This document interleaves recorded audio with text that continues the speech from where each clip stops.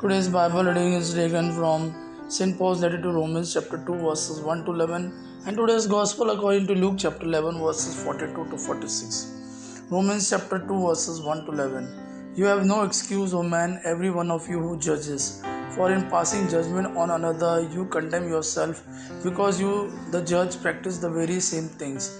We know that the judgment of God rightly falls on those who practice such things. Do you suppose, O man, you who judge those who practice such things and yet do them yourself, that you will escape the judgment of God? Or do you presume on the riches of His kindness and forbearance and patience, not knowing that God's kindness is meant to lead you to repentance? But because of your hard and impenitent heart, you are storing up wrath for yourself on the day of wrath, when God righteous judgment will be revealed. He will render to each one according to his works. To those who by patient and well-doing seek for glory and honor and immortality, He will give eternal life. But for those who are self-seeking and do not obey the truth, but obey unrighteousness, there will be wrath and fury. There will be tribulation and distress for every human being who does evil, the Jew first and also the Greek.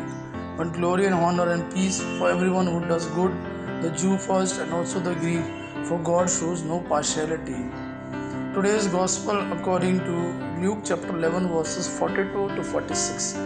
At that time Jesus said, But woe to you Pharisees, for you tithe mint and rue and every herb, and neglect justice and the love of God.